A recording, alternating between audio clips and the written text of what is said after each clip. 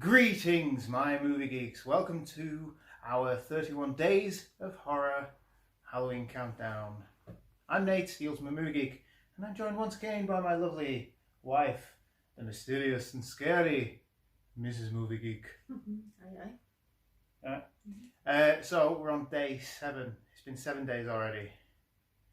It gets to me, this. It's hard to keep everything in mind and track. But here we are, doing day 7. And we signed up for Shudder. Yeah, we went through Amazon Prime, so we're not too sure whether we're going to stick with that. We might try the website and do the 30-day trial, free trial on the website, because I think there's more films on that. Anyway, we did find a film that we watched, because we still haven't finished our list. And tonight we watched Vivarium, directed by... Larkin Finnegan? I forgot. Larkin Finnegan and starring Imogen Poots and Jesse Eisenberg.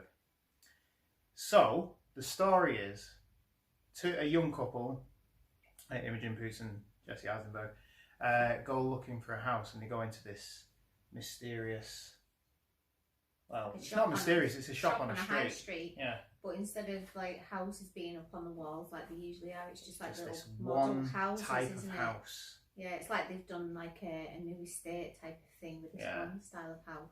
And like we live on an estate like that, but there's different types of houses, aren't there? Anyway, so the guy behind the counter, he's a little bit strange to begin with. He's out of Sherlock. He's out of Sherlock, yeah. He's the one who grows a really crappy beard, and he hates Sherlock, but then Commits a crime at the end. he believes Sherlock is not dead.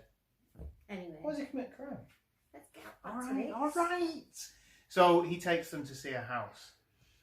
He seems more interested in Imogen Poots' character than Jesse Eisenberg's, which, you know, he's very strange. Very strange. He like repeats stuff. He's almost like mechanical. Yeah. Well, that's what we said at the beginning, wasn't it? It's almost like he's a bit of a robot, or I don't know, a bit weird. I wouldn't have gone to view a house with him because he pretty much said there and then, these are selling fast. You ought to come and have a look at them because they're really going, and they kind of get talked into it. And I don't know how, because he's an absolute freak show of a guy. I'd have just been like, no thanks. I'd been out. You wouldn't have gone. We'd have been safe. We'd have been safe because we just wouldn't have gone. And the houses were ugly. They were like green, weren't they? And all the same, there's no choice. Cats, will you be quiet? Oh, Jesus. So they end up going. They follow him. He drives off in his car. They follow him to this place. They look around the house, don't they? And all the time he's like smiling manically and acting very strange. There's no other cars on the streets. That they've been down, and like you said, it's almost like somebody's took a stamp and just stamped. The houses are all identical, and there's a few rows of streets like that. It's almost like they're in a model. Yeah, like a model village there.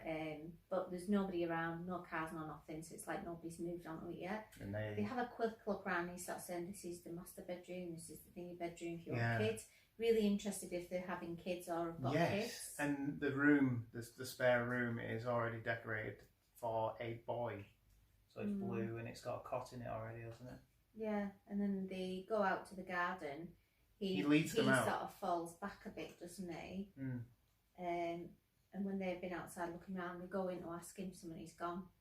Just gone. You just see him disappear, and then that's it. And they go out to the front, and it's just their car there. So they're like, even though he literally mimicked something that she said in like a weird way. I can't remember what he said, but it was like, and then off he went. So he disappeared, and they get in the car and they drive. So they leave number 9, which is the house, and they start driving, only to find themselves back at number 9. Square one. Even though they went left, right, and whatnot. Yeah, they can't get out, and it starts getting dark. The car runs out of petrol, and the car runs out of petrol as they arrive back outside their house. And then, so they've got nothing to do. They can't stay in the car, so they go into the house because the lights are all on, and they end up staying the night, don't they? And then in the morning, there's just a box in the middle of the road, and it's got food supplies and milk and all that sort of stuff. And they take it in because they don't know where it's come from. They don't know what's going on. They don't take they take it in, but then they try and escape again by going on foot. Yeah, and following the sunset. He climbs the roof because he's got a ladder. He's a gardener. He climbs the roof and looks around, but it's just house after house after house after house. It's like they're in a model labyrinth. They're absolutely type knackered, thing. Aren't they? They go over all the back gates or head in a straight line to follow the sun, and they just always end up back there. They find a house with lights on, but it turns out it's the same house that they left. Yeah. So that bit was interesting. Yeah. It was quite clever. It was like something out of the Twilight Zone. Yeah, it was. And then the next day they go out, they try to catch whoever drops the box off of food. And there's a box, they fall asleep and there's a box there when they wake up and they open it and there's a baby inside. Baby inside, like brand new. Yeah. And then it cuts to like them holding this baby horrified. And then it sort of cuts to 98 days. Well, it says on the box, raise him and you'll be released. Yeah, you'll be released. And then it cuts to 98 days later, so they're just stuck in this house. They can't get out. They can't go anywhere. And the kid, who should only still be a baby, is about, I'd say, 7-year-old. Yeah. And it's this very strange robotic kid. He's almost dressed exactly the same as the guy who showed them the house. Yeah. And his voice, for a kid, it's like, hello. Yeah, it's an adult voice. It's a male's voice. But he mimics everything that both they of them, do, yeah. and he'll repeat their arguments. And he's like that, isn't he? It's surreal, and you think I'd have lost it and killed them all. Well, I wouldn't hang on, have me as well. dinner, probably. I'd have been the first stuff to go. Like that, it'd have been awful. It's a really strange film. I really didn't like it. No, you didn't. I really didn't enjoy it. I think the idea is clever. Yeah. But it's not for me. I think it was trying to be clever, and there's probably a lot of symbolism and all the things that go over my head. Because I don't like to think about. I like to get lost in a movie.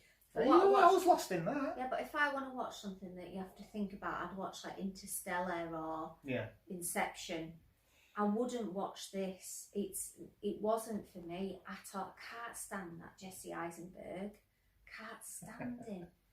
I think he's an awful actor. Awful. Sorry if you're watching. I know you won't be.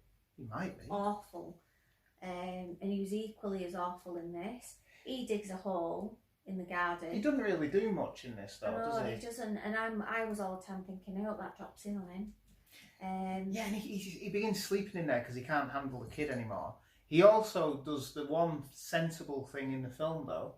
He locks the kid in the car because he said, "Well, we're not let it starve to death." Let it starve to death. He said, "If they want it, they'll come." Yeah. Type of thing if they wanted to survive. And she won't. But I don't think you could do that. I wouldn't be able to do that as a woman, even though this little. The fact it's not even a kid. I don't know what it is. But it makes strange noises. It screams when it wants feeding. Food, or if you tell it no, it just like properly like piercing screaming. I don't know. I don't think I would be. If you did that, I'd have to intervene. No matter how much you'd think, you little shit, you stay in that car. You wouldn't be able to. You wouldn't be able to for yourself. You would go out and get it back in. But yeah, it doesn't really go anywhere after that, other than this kid thing grows up into an adult quite quickly. Jesse Eisenberg, whatever he's called, he's digging this hole. He keeps thinking he can hear stuff, but then he don't get anywhere. He ends up dying of exhaustion. But he finds the bodies. But he finds a body. You don't know whether it's them in the future or the previous people. The previous ones. I mean, they were dug down pretty deep, to be fair. Although the spoil was very, very... not very good, was it? Yeah, they wanted a spoil to have filled the hole, but that was one of the least glaring shit things about this film. It's an alright film to watch. It's interesting premise. I enjoyed it. I enjoyed it more than you. Definitely. Because I thought it was going to go one way, but then it went completely crazy as well. Yeah. Because this thing, that child that grows up into the adult, is a creature that can lift up.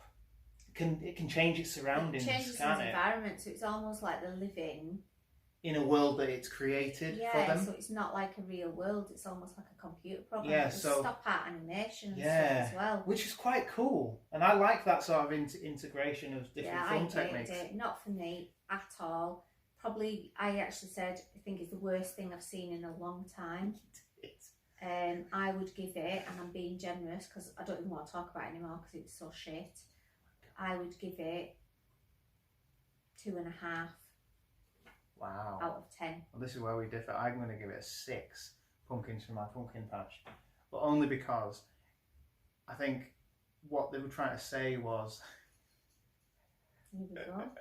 What they were trying to say was, it's the futility of life and how you are born to grow up, get a job, and then you die. That is basically what it's saying. It's almost... You don't need to watch a shit film to tell us that. It's almost an attack on being a parent and bringing children up into the world just to go out and do the exact same thing. It's a cycle of death and life, and that's what I saw it as. Yeah, I did enjoy it. It was okay. If you've got Shudder, you've probably already watched it. If you haven't got Shudder, don't get it. Don't get it. There's a few films on there that I want to watch, but we may have to see what the website is like compared to the Prime one, because there's not much on Prime, I don't think. It's what we're watching tomorrow. Tomorrow, it's another one on Shudder, because we've got a 7-day trial. We've got to use it up, haven't you? Use it or lose it. I can't remember what it's called. The Summer of '84. Oh, yeah. That looked quite interesting. It looked a little bit Stranger Things-esque. So we'll see you tomorrow night. Thank you for watching, and if you do enjoy these videos, give us a like and share to someone else that might like it. And thank you for watching, and we will see you tomorrow night.